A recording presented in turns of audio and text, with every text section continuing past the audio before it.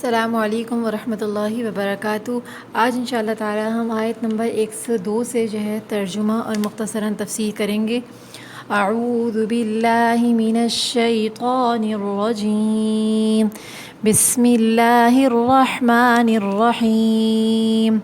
واتبعوا ما تتلو الشیاطین علی ملک سلیمان وما كفر سليمان ولكن الشياطين كفروا يعلمون الناس السحر وما أنزل على الملكين ببابل هاروت وماروت۔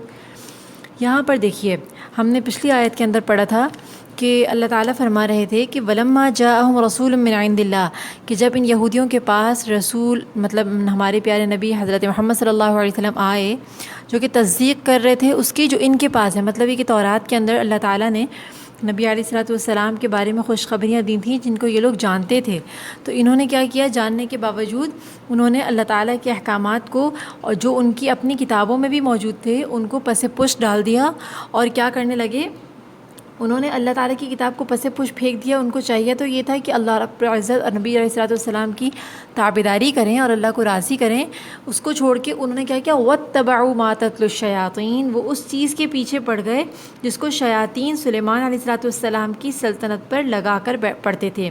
اب دیکھیے وما کفر سلیمان، اور اللہ تعالیٰ نے یہاں پر الگ سے ایک بات ذکر کی کہ سلیمان علیہ السلام نے کفر نہیں کیا، ولیکن الشیاطین کفروا، بلکہ یہ شیاطین تھے جنہوں نے کفر کیا، اور وہ جس کے اس کفر کیا اور وہ اس کے ذریعے لوگوں کو سحر کی تعلیم دیا کرتے تھے۔ وما انزل علی الملکین، اور پھر اللہ تعالیٰ نے بابل شہر کے اندر دو فرشتوں کو بھیجا، ہاروت اور ماروت کو۔ اللہ تعالیٰ نے بابل شہر کے اندر دو فرشتوں کو بھیجا تھا، ہاروت اور ماروت کو، اور اللہ تعالیٰ نے وما انزل علی الملکین، اور وہ لوگ شیاطین وہ جو یہود تھے وہ کس چیز کے پڑ گئے، جو اللہ تعالیٰ نے دو فرشتے ہاروت ماروت پر بابل شہر میں نازل کیا تھا۔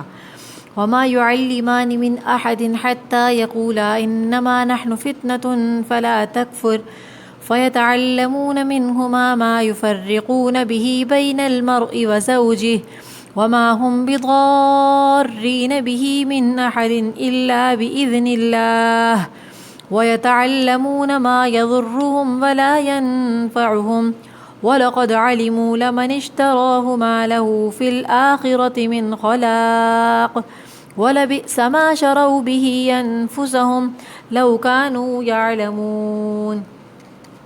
وَمَا يُعَلِّمَانِ مِنْ أَحَدٍ، جبکہ ان کا حال یہ تھا کہ جب بھی وہ کسی کو اپنا یہ فن سکھاتے، مطلب یہ فرشتے کسی کو یہ فن سکھاتے تھے، یہ جادو وغیرہ سکھاتے تھے، تو اس سے کہہ دیتے کہ ہم تو صرف آزمائش کے لیے ہیں، فلا تکفر، پس تم کفر نہ کرنا، کافر نہ بن جاؤ، فیتعلمون منہما، مگر وہ ان سے وہ چیز سیکھتے تھے جس سے مرد اور اس کی بیوی کے درمیان تفرقہ، مطلب ان کے درمیان جدائی ڈال دیتے تھے، میاں بیوی کے درمیان جدائی ڈال دیتے تھے۔ وما ہم بضارین بہ، اور حالانکہ وہ اللہ کی اجازت کے بغیر اس سے کسی کا کچھ بگاڑ نہیں سکتے تھے۔ وَيَتَعَلَّمُونَ مَا يَضُرُّهُمْ، اور وہ ایسی چیز سیکھتے جو ان کو نقصان پہنچائے اور نفع نہ دے۔ وَلَقَدْ عَلِمُوا، اور وہ جانتے تھے کہ جو کوئی اس چیز کا خریدار بنے گا آخرت میں اس کا کوئی حصہ نہیں۔ وَلَبِئْسَ مَا شَرَوْا بِهِ أَنفُسَهُمْ، کیسی بری چیز ہے جس کے بدلے انہوں نے اپنی جانوں کو بیچ ڈالا۔ لَوْ كَانُوا يَعْلَمُونَ، کاش کہ وہ اس کو سمجھتے۔ وَلَوْ أَنَّهُمْ آمَنُوا وَاتَّقَوْا لَمَثُوبَةٌ مِّنْ عِندِ اللَّهِ خَيْرٌ لَوْ كَانُوا يَعْلَمُونَ۔ وَلَوْ أَنَّهُمْ، اور اگر وہ مومن بنتے اور تقوی اختیار کرتے تو اللہ تعالیٰ کے یہاں ان کو اس سے بہتر بدلہ ملتا، بہت زیادہ اور اچھا ثواب ملتا۔ لَوْ كَانُوا يَعْلَمُونَ، کاش کہ وہ جانتے۔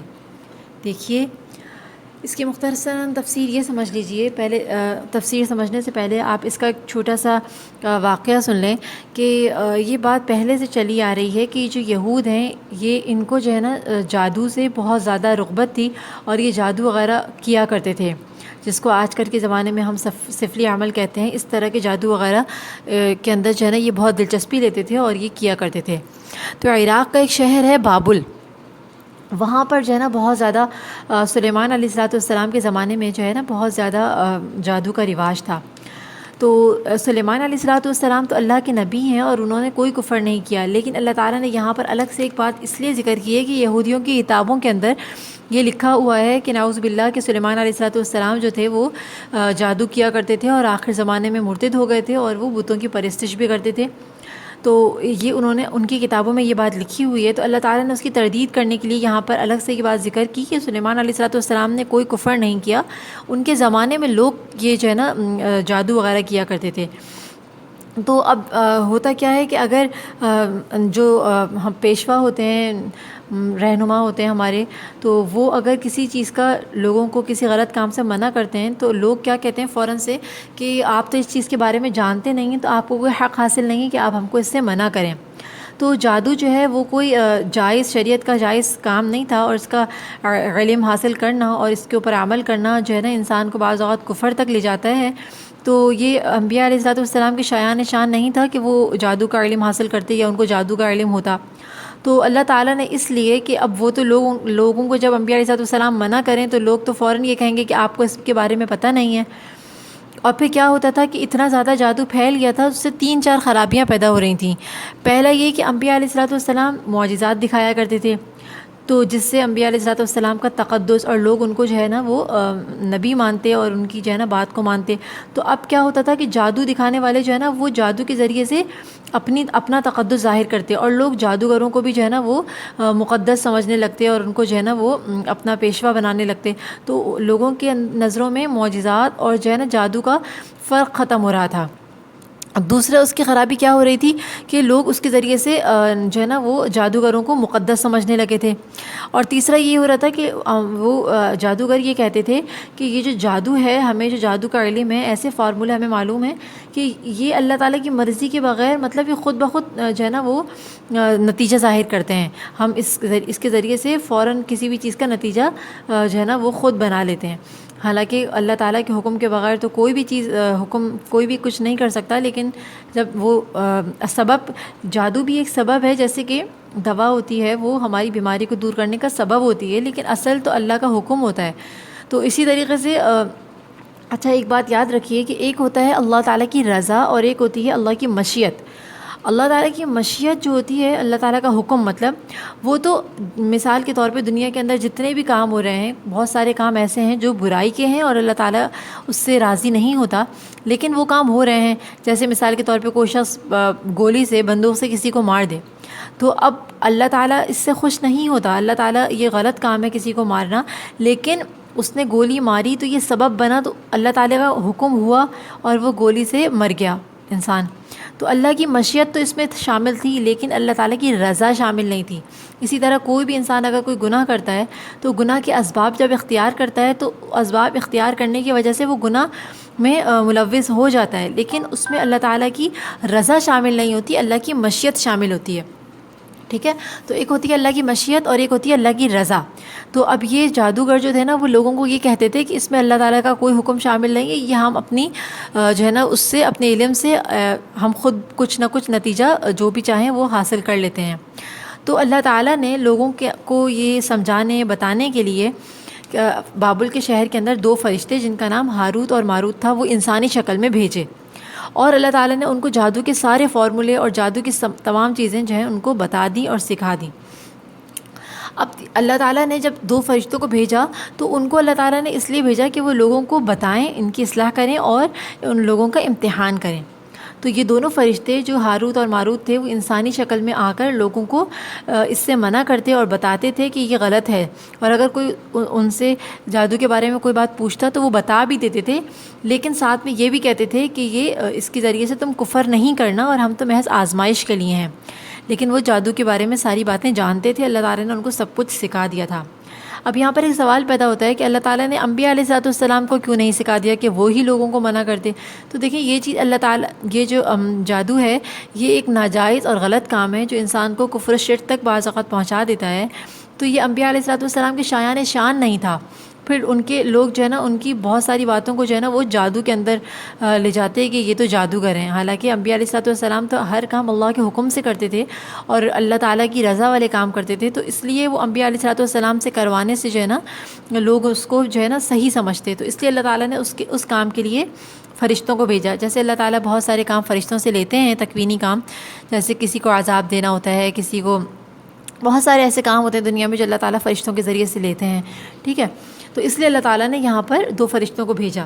اب وہ لوگوں کو یہ سکھاتے تھے اور بتاتے بھی تھے ساتھ میں کہ یہ غلط کام ہے اور اس کو نہ کرنا، لیکن لوگ کیا کرتے تھے کہ اس کے ذریعے سے یہ یہودی کہ میاں بیوی کے درمیان جو ہے نا جدائی ڈال دیتے تھے اس جادو کے ذریعے سے. حالانکہ یہ لوگ خوب اچھی طریقے سے جانتے تھے کہ یہ جو ہے نا بہت ہی بری چیز ہے. وما هم بضارین بہ من احد الا باذن اللہ. اور اللہ نے یہاں پہ خاص الگ سے بتا دیا کہ جو بھی کام ہوتا ہے وہ اللہ کے حکم سے ہوتا ہے. مطلب جادو بھی اگر کسی کو نقصان پہنچا رہا ہے تو اس میں اللہ کا حکم شامل ہوتا ہے، اس لیے کہ یہ ایک سبب ہے، سبب کا ذریعہ ہے، لیکن اصل حکم تو اللہ ہی کا چلتا ہے. تو اللہ کے حکم اس میں شامل ہوتا تھا، ورنہ اللہ کا حکم نہ ہوتا تو وہ بھی کسی کو نقصان نہیں پہنچا سکتا. وَيَتَعَلَّمُونَ مَا يَضُرُّهُمْ. اور انہوں نے جو چیز سیکھی تھی اس میں نقصان زیادہ تھا اور اس میں نفع نہیں تھا. اور تحقیق وَلَقَدْ عَلِمُوا لَمَنِ اشْتَرَاهُ کہ انہوں نے جو ہے نا یہودیوں نے جنہوں نے جادو سیکھا تو تحقیق وَلَقَدْ عَلِمُوا وہ لوگ جانتے تھے لَمَنِ اشْتَرَاهُ کہ انہوں نے جو خریدا ہے مَا لَهُ فِي الْآخِرَةِ مِنْ خَلَاقٍ تو آخرت میں ان کا کوئی حصہ نہیں.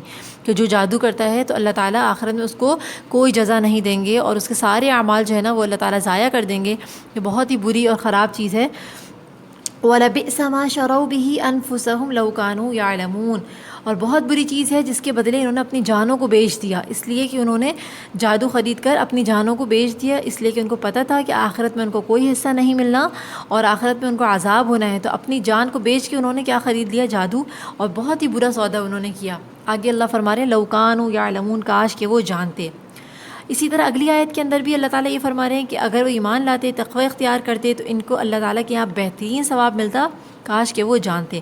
ابھی لَوْ كَانُوا يَعْلَمُونَ، لَوْ كَانُوا يَعْلَمُونَ 2 مرتبہ اللہ نے فرمایا، اور یہاں پر فرمایا وَلَقَدْ عَلِمُوا کہ وہ لوگ جانتے تھے. اب یہاں پر یہ تضاد پیدا ہو رہا ہے کہ آیت کی شروع میں اللہ فرما رہے ہیں کہ وہ لوگ جانتے تھے اور آگے فرما رہے ہیں اللہ تعالیٰ کہ کاش کہ وہ جانتے. تو وہ لوگ بس ظاہری علم تو جانتے تھے کہ لمن اشتراؤ کہ ہم نے جو خریدا ہے تو اس کے بدلے ہمیں آخرت میں کوئی حصہ نہیں ملنا اور یہ غلط چیز ہے، یہ سب چیزیں وہ جانتے تھے. لیکن فرمایا لَوْ كَانُوا يَعْلَمُونَ کاش کہ وہ جانتے.